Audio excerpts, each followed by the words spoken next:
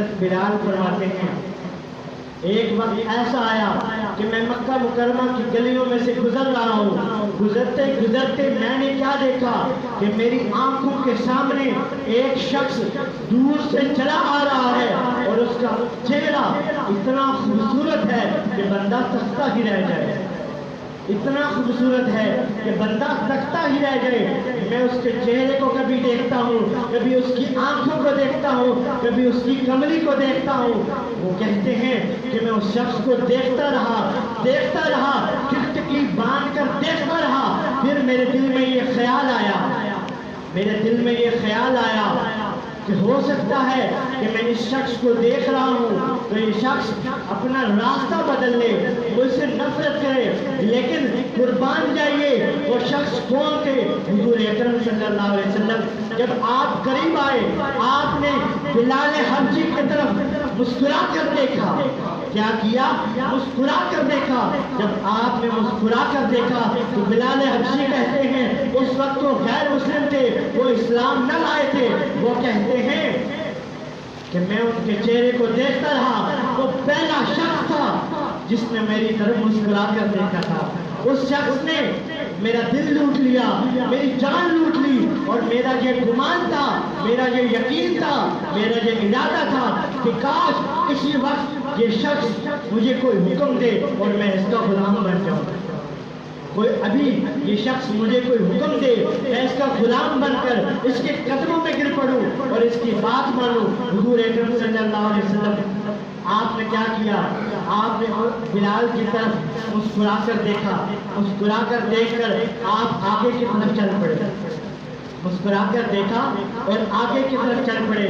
بلال حبشی رضی اللہ تعالیٰ عنہ آپ فرماتے ہیں میں اس وقت غیر مسلم تھا، میں نے سوچا کہ میں ابھی ان کے پیچھے جاؤں، پیچھے جا کر پتا کروں یہ شخص کون ہے، یہ کون ہے جو اتنے نورانی چہرے والا ہے۔ میں نے آج تک ایسا نورانی چہرہ نہیں دیکھا۔ اب وہ وقت تھا کہ ان کے دل کے اندر حضور اکرم صلی اللہ علیہ وسلم آپ کی محبت جاگ اٹھی، بار بار وہ انتظار کرتے رہے، مکے کے گلیوں میں سے گزرتے رہے اور دیکھتے رہے کہ کاش مجھے ان کا دیدار ہو جائے، کاش مجھے ان کا دیدار ہو جائے، دیدار نصیب ہو جائے۔ لیکن ایک مسئلہ تھا، ایک مسئلہ یہ تھا کہ وہ غلام تھے امیہ بن خلف کے۔ کس کے غلام تھے؟ امیہ بن خلف کے غلام تھے، اور وہ آپ پر بہت زیادہ ظلم کیا کرتا تھا۔ ایک وقت ایسا آیا کہ بلال حبشی آپ بیمار ہیں، اپنے بستر پر پڑے ہیں، اوپر سے امیہ آیا، اس کا آقا آیا، مالک آیا اور آ کر کہنے لگا یہ گندم کی بوری ہے۔ کیا کہا؟ یہ گندم کی بوری ہے اور میں ابھی کچھ دیر تک تم سے یہ آٹا وصول کروں گا، اس کو تم نے چکی میں ڈالنا ہے، چکی میں ڈال کر پیسنا ہے اور پیس کر مجھے آٹا دینا ہے۔ تو بلال کہنے لگے کہ اے امیہ مجھے شدید بخار ہے، میں اس بخار کے عالم میں یہ آٹا نہیں پی سکتا، مجھے دوائی کی ضرورت ہے، مجھے علاج کی ضرورت ہے، مجھے آرام کی ضرورت ہے۔ امیہ نے کہا کہ اے بلال تم میرے غلام ہو اور غلاموں کا کام ہوتا ہے کام کرنا، غلام سوال نہیں کرتے بلکہ حکم مانتے ہیں۔ بلال حبشی جب آپ نے یہ سنا، حکم سن کر آپ بستر سے اتر کر چکی میں آٹا ڈالا، دانے ڈالے، ڈال کر جب پیسنے لگے تو ساتھ ساتھ ان کی آوازوں میں ایسی آوازیں آئیں جیسے کہ آپ رو رہے ہیں۔ وہ وقت ایسا تھا کہ ان کی قسمت جاگ گئی، بلال حبشی کی قسمت جاگ گئی۔ وہ وقت ایسا تھا کہ آپ حضور اکرم صلی اللہ علیہ وسلم اس گلی سے گزر رہے ہیں، آپ نے دیکھا کہ اس گھر میں سے رونے کی آواز آ رہی ہے، کراہنے کی آواز آ رہی ہے۔ حضور اکرم صلی اللہ علیہ وسلم آپ کی شخصیت ایسی تھی، آپ کی شخصیت ایسی ہے کہ آپ کسی شخص کو روتا نہیں دیکھ سکتے، آپ کسی شخص کو کراہتے ہوئے نہیں دیکھ سکتے۔ آپ نے دروازہ کھٹکایا، دروازہ کھٹکا کر اندر گئے، اندر وہ دیکھا کہ وہی بلال بیٹھا ہے، साथ साथ चक्की पीस रहा है और साथ साथ रो रहा है।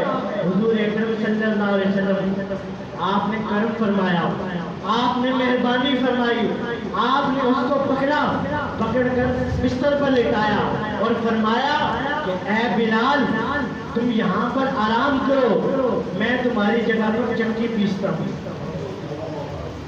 मैं तुम्हारी जगह पर चक्की पीसता हूँ। बिलाल कहते हैं मैं जब बिस्तर पर लेट गया, इतने में हुजूर अकरम सल्लल्लाहु अलैहि वसल्लम आपने अपनी काली कमली वाली चादर मेरे ऊपर फैला दी। कुर्बान जाए बिलाल की अजमत को, कुर्बान जाए बिलाल की शान को कि जिस वक्त आप गैर मुस्लिम हैं लेकिन हुजूर अकरम सल्लल्लाहु अलैहि वसल्लम आपने अपनी काली चादर मुबारक उनके ऊपर फैला दी। बिलाल कहते हैं कि वो वक्त ऐसा था कि जब हुजूर ने मेरे ऊपर वो चादर बिछाई, मेरे ऊपर सुकून की कैफियत तारी हो गई, मेरे ऊपर सुकून की कैफियत तारी होगी। मुझे लगा कि जैसे मैं जन्नत में हूँ और मुझे हवाएं आ रही हैं, मुझे जन्नत की हवाएं आ रही हैं, मुझे वो फरिश्ते सलाम कर रहे हैं, फरिश्ते सलाम कर रहे हैं, मेरी अजमत के ऊपर बड़ा नाज कर रहे हैं कि ऐ बिलाल तू कैसा शख्स है जिस पर हुजूर अकरम सल्लल्लाहु अलैहि वसल्लम ने अपनी काली चादर फैला दी है, वो काली कमली फैला दी है।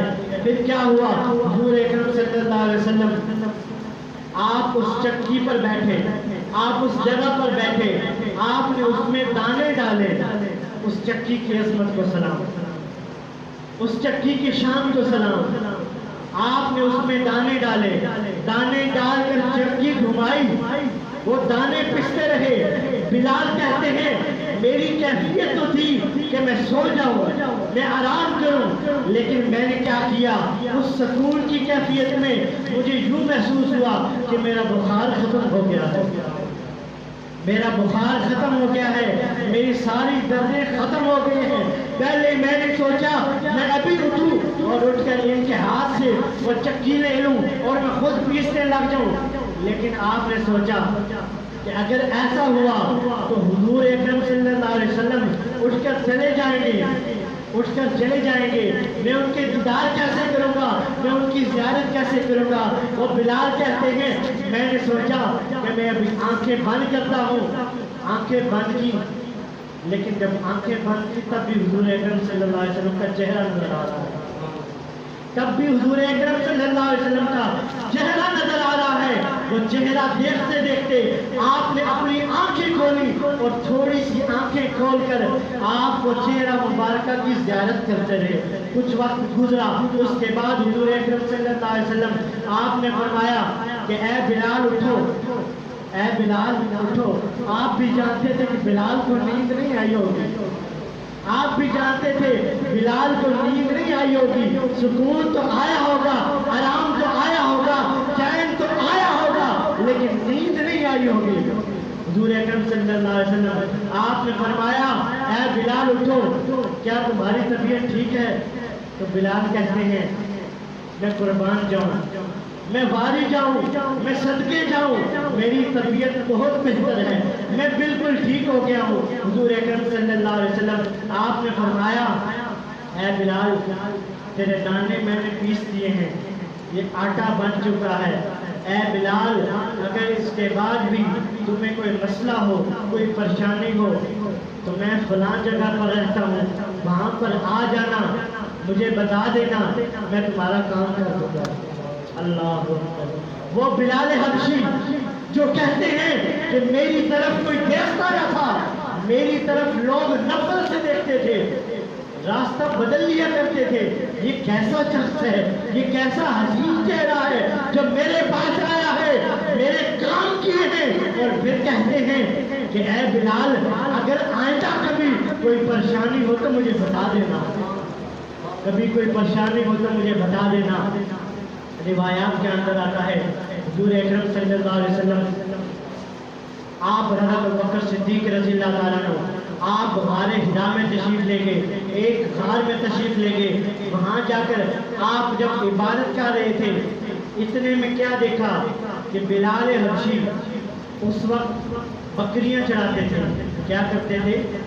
بکریاں چراتے تھے، وہ بکریاں لے کر وہاں سے گزر رہے تھے، بکریاں لے کر وہاں سے گزر رہے تھے۔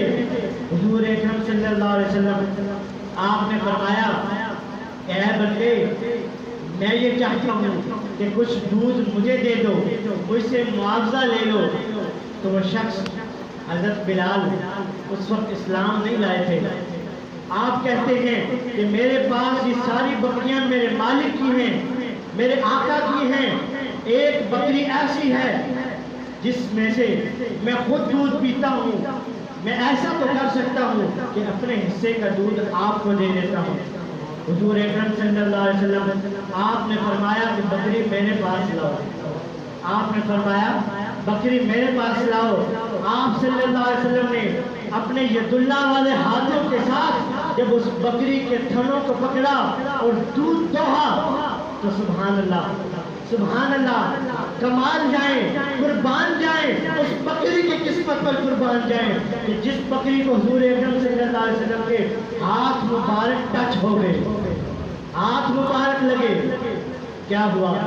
آپ نے جب وہ ہاتھ مبارک لگا کر وہ دودھ دوہا، اس بکری میں اتنا دودھ نہیں تھا کہ لوگ پی سکتے، صرف ایک شخص ہی پی سکتا تھا۔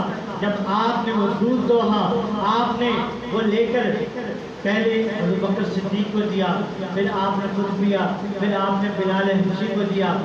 جب انہوں نے دودھ پیا تو دودھ پینے کے بعد وہ جب بکری کو دیکھا تو اس کا تھن پھر بھی بھرا ہوا ہے، اس کا تھن پھر بھی بھرا ہوا ہے۔ وہ بلال واپس اپنے آقا کے پاس گیا، وہاں جا کر جب بکریاں لے کر گیا تو امیہ پوچھنے لگا اے بلال یہ بتاؤ آج تم نے بکریاں کہاں چرائی ہیں؟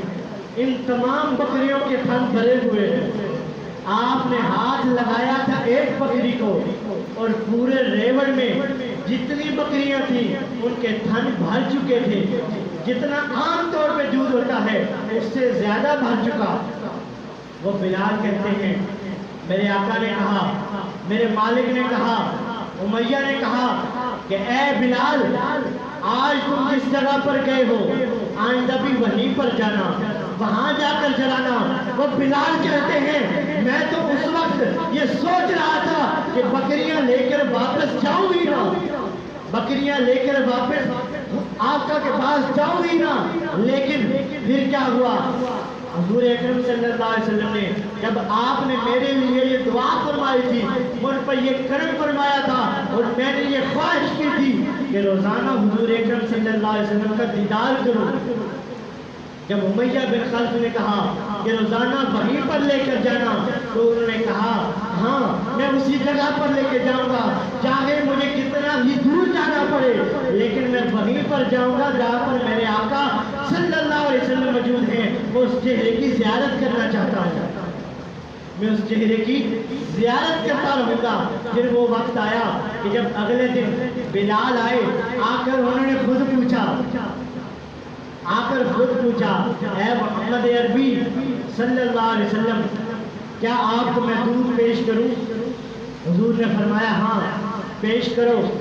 جب وہ دودھ پی لیا تو حضور اکرم صلی اللہ علیہ وسلم آپ نے فرمایا اے بلال کیا تم اسلام قبول کرنا چاہتے ہو؟ کیا تم اسلام قبول کرنا چاہتے ہو؟ تو بلال نے کہا کہ بلال تو کب سے منتظر ہے آپ کی خدمت میں رہنے کے لیے، آپ کے اوپر جان قربان کرنے کے لیے۔ یا رسول اللہ آپ جب بھی حکم فرمائیں گے میں آپ کے اوپر جان قربان کروں گا۔ اسی وقت پیارے آقا کریم صلی اللہ علیہ وسلم آپ نے فرمایا اے بلال پڑھو لا الہ الا اللہ محمد رسول اللہ۔ بلال نے کہا لا الہ الا اللہ محمد رسول اللہ پڑھ کر جب آپ نے اسلام قبول کر لیا، قبول کرنے کے بعد آپ کو اتنی خوشی ہوئی کہ آپ نے یہ چاہا کہ میں باہر جا کر اعلان کر دوں، گلیوں کے اندر اعلان کر دوں، اپنے اس امیہ کو بتا دوں کہ میں نے اسلام قبول کر لیا ہے۔ لیکن حضور اکرم صلی اللہ علیہ وسلم آپ نے فرمایا ابھی نہیں بتانا۔ آپ نے کیا فرمایا؟ ابھی نہیں بتانا، ابھی لوگ تمہارے خلاف ہوں گے، تم پر ظلم و ستم ڈھائیں گے، تم پر ظلم و ستم ڈھائیں گے، تمہارے اوپر زیادہ سارا ظلم کریں گے، تمہیں پریشانیاں دیں گے۔ اب وہ وقت ایسا تھا بلال حبشی رضی اللہ تعالیٰ عنہ جنہوں نے حضور اکرم صلی اللہ علیہ وسلم کی زیارت کی تھی ان کے چہرے پر نورانیت آ چکی تھی، ان کے اس کالے رنگ کے اندر، گندمی رنگ کے اندر وہ ایک چمک آ چکی تھی۔ جہاں جہاں سے گزرتے گئے لوگ پوچھتے گئے، اے بلال تمہارا چہرہ پہلے ایسا تو نہ تھا، اے بلال تمہارا چہرہ پہلے ایسا تو نہ تھا، اتنی چمک کہاں سے آئی؟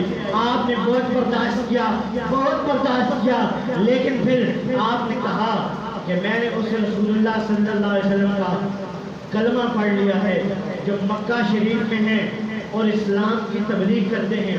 جب یہ معاملہ امیہ کے پاس پہنچا تو امیہ نے طرح طرح سے آپ کے اوپر ظلم کھائے، آپ کو طرح طرح کی تکالیف دی، آپ کو ریگستان پر لے گیا، وہاں جا کر ایک پتھر رکھ کر آپ کے اوپر پتھر رکھا، اتنا بڑا پتھر تھا کہ عام لوگ اس کو سہ نہیں کر سکتے، برداشت نہیں کر سکتے، لیکن بلال رضی اللہ تعالیٰ عنہ قربان جائیں، آپ نے فرمایا ربی اللہ، میرا رب اللہ ہے، میرا رب اللہ ہے اور میں محمد رسول اللہ صلی اللہ علیہ وسلم ان پر ایمان لے آیا ہوں۔ اس نے طرح طرح کی تکالیف دی، آپ کو ایک چمڑے کا لباس پہنایا، لباس پہنا کر ریگستان میں فل دھوپ کے اندر آپ کو لٹایا۔ اگر کوئی عام آدمی اس وقت وہ لباس پہن لیتا اور وہ چمڑا پگھلتا، اندر کی چربی پگھلتی تو شخص وہیں پر مر جاتا، لیکن بلال پر قربان جائے کہ جنہوں نے وہ حضور اکرم صلی اللہ علیہ وسلم کا چہرہ مبارکہ دیکھا ہوا تھا، آپ کی نسلوں میں حضور اکرم صلی اللہ علیہ وسلم کا والضحیٰ کا چہرہ موجود تھا، وہ واللیل کی زلفیں موجود تھی، وہ کاجل موجود تھا، وہ آنکھیں موجود تھی، وہ آپ کا جسم مبارک موجود تھا۔ جب بھی کوئی ظلم آتا آپ اپنی آنکھیں بند کر لیتے، آنکھیں بند کر کے کیا کہتے ہیں؟ ربی اللہ، میرا رب اللہ ہے۔ اے لوگوں یہ جان لو، یہ سوچ لو کہ میں اس عالم میں بھی اس حضور اکرم صلی اللہ علیہ وسلم کا نام لے رہا ہوں، اس رب تعالیٰ کا نام لے رہا ہوں۔ اے آنے والی نسلوں، اے اے سی میں بیٹھ کر جمعے پڑھنے والوں، اے لوگوں اس موسم کے اندر اس پنکھوں کے نیچے بیٹھ کر جمعے پڑھنے والوں، نمازیں ادا کرنے والوں، جب نماز کا وقت آتا ہے، نماز اگر ہے 2:15 بجے تو کیا ہوتا ہے؟ ہم لوگ 2:16 ہو جائیں، 2:16 ہو جائیں تو ہم لوگ کہنے لگتے ہیں کہ امام صاحب ٹائم ہوتے ہو گیا۔ کیا کہتے ہیں؟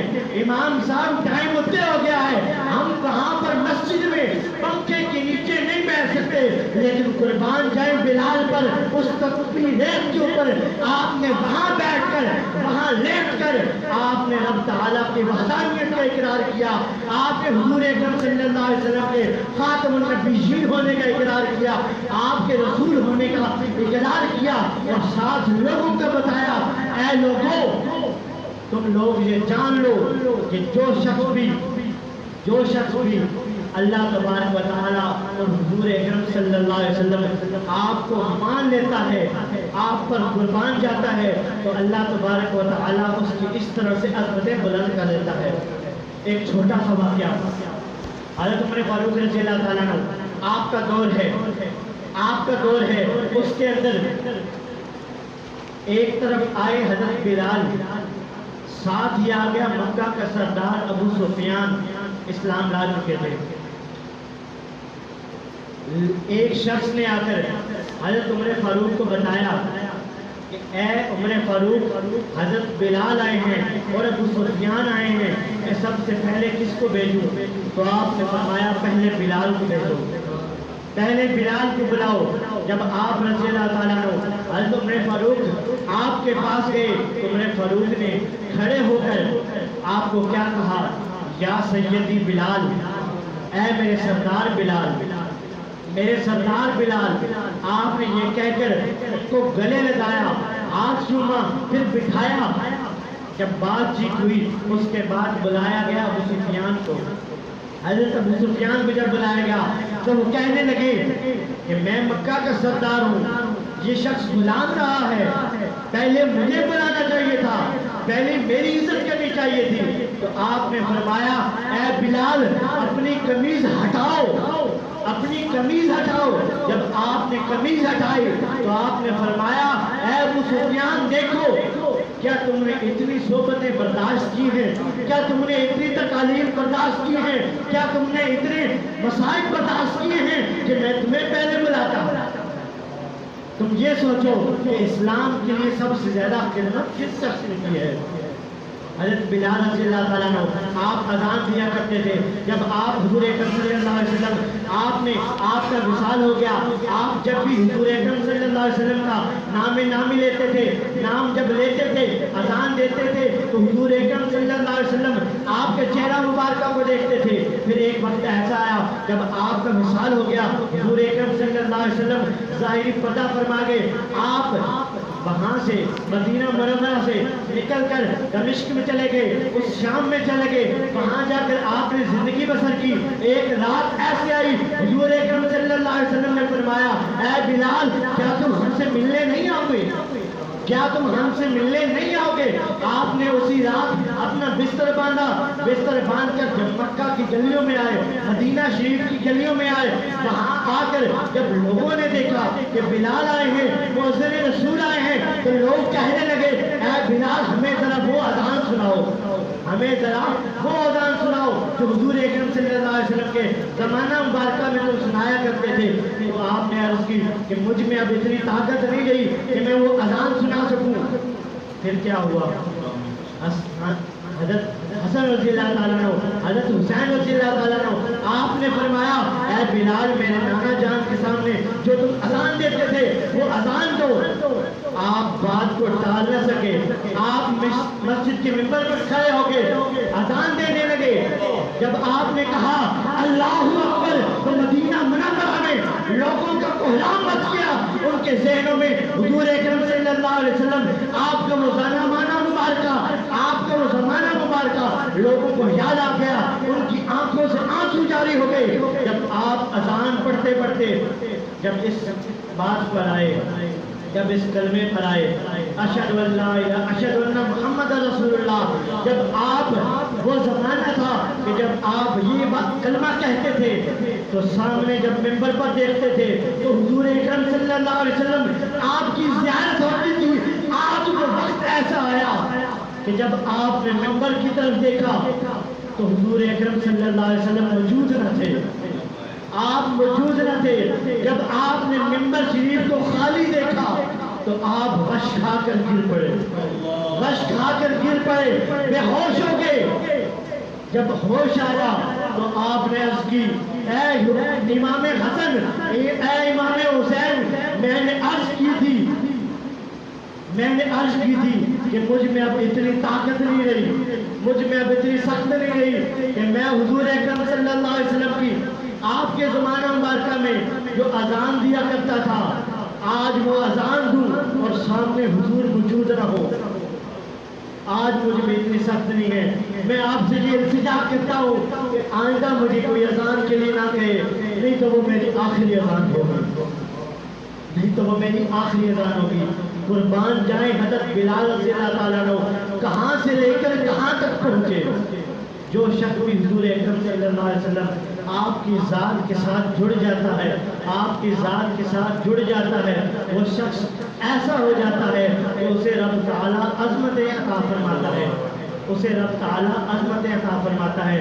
اللہ تبارک و تعالیٰ سے دعا ہے کہ رب کریم ہمیں حضور اکرم صلی اللہ علیہ وسلم کے صدقہ سے حضرت بلال رضی اللہ تعالیٰ عنہ آپ کی دی گئی اذان اس میں سے اس سوز میں سے ایک حصہ ہمیں بھی عطا فرمائے، ایک حصہ ہمیں بھی عطا فرمائے۔ وما علینا الا البلاغ المبین۔